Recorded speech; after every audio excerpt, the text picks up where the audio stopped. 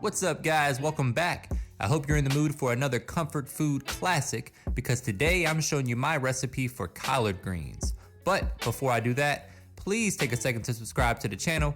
Don't forget to hit that bell to enable notifications as well.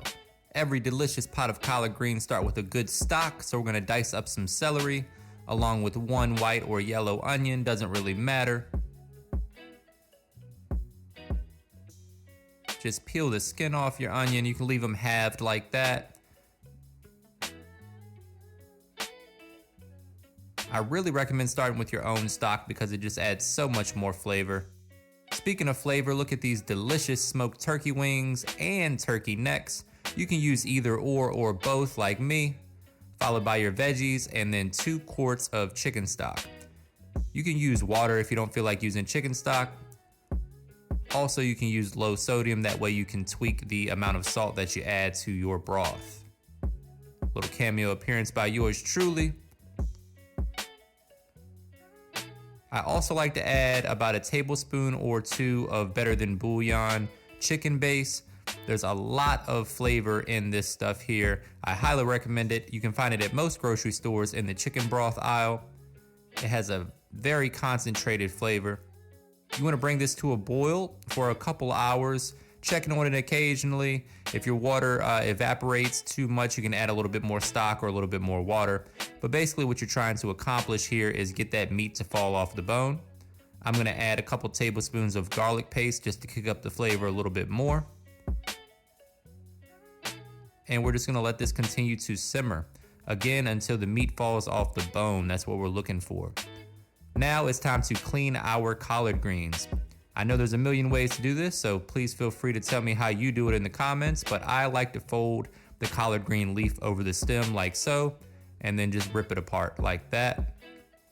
And just repeat that process until you have all of your greens off of the stem. The stem tends to be a little bit too fibrous, which isn't very pleasant to eat, so I like to remove mine. But it's your kitchen, do what you please. If you have some real skills, you can delegate this to your wife or your husband because this part of the process is not necessarily super fun, but it's got to get done. Once we have the leaves removed from the stem, it's time to roll those greens up into a tight, yeah, you guys know what I'm talking about. Take your sharp knife and slice them into whatever size pieces you like. I like mine about 1 inch thick or so. And just repeat that process until you have all of your greens chopped up nicely. I believe this is the most efficient way that I've found to do this and try to get uniform pieces because if they're all different sizes, they're going to cook at different rates. And then you have some of your greens that are tender and the others that need a little bit more time to cook. So the goal here is to have all of the greens done and at the same level of tenderness. So just repeat this process until you have them all nice and chopped up.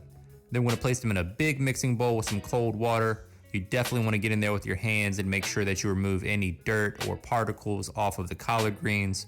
Rinse them thoroughly 2 to 3 times. You can even soak these overnight if you like. Just don't put them in your bathtub. That, my friends, is what we're looking for. You can see that the meat is super tender coming off of those turkey wings and turkey necks. The flavor is super concentrated in there. We got some smokiness from the meat, some saltiness from that base, some delicious flavor from our vegetables. I like to remove the turkey wings and turkey necks to a separate pan and get in there with 2 forks and really just shred the meat off the bone. If the forks aren't doing the job, get in there with your hands. That's where these gloves definitely come in handy. I think they call that chef hands when you can touch hot stuff and not burn yourself, because this is definitely pretty hot. But yeah, we want that delicious flavor. You can use ham hocks or pork neck bones, whatever you like. I went with turkey today for my no pork folks. Got to show you guys some love. But shred the meat off those wings and those neck bones. That meat is going to season the greens perfectly. The goal throughout this process is really to just build as much flavor from the beginning to the end. You don't want to over season the broth too early. You want the natural flavor from the meat and the vegetables to really do most of the leg work, and then you can adjust the seasoning later. Here I'm adding in a little bit of apple cider vinegar along with some hot sauce. Again, a lot of this is personal preference. Use whatever you like in your collard greens. 1 tablespoon of butter and a few pinches of white sugar just to balance the flavor profile. I'm also adding some crushed red pepper here just to kick up the heat a little bit. Totally optional. Stir that together, and then you definitely want to taste as you go. Now is the time to really start tweaking the seasoning if you need to. If you do your broth the right way, you really shouldn't have to add a whole lot more seasoning to these collard greens. You want to add your collard greens a little bit at a time, let them kind of wilt down a little bit so that you can fit all of the greens into the pot. And just let that broth do its job. It's hard to believe that Thanksgiving is around the corner already, but collard greens are good year round. I hope you guys really enjoy this recipe. Cover them with a lid and let them simmer away for another hour or so, or until they're as tender as you prefer them.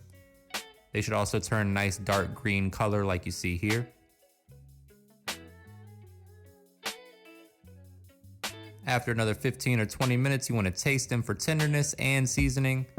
I like to actually add a little bit to a mixing bowl and taste them from there. That way I can get a real good vibe of how they're doing. Here's a quick money shot for you guys. And that, my friends, is my collard green recipe. You know I gotta try this one. Quick little taste test. Get some juice in the beard. Damn, that's good. Food porn, baby. Thank you for your support, guys. I hope you liked the video. If you did, give me a thumbs up. Make sure to subscribe to the channel. And as always, thank you for your support.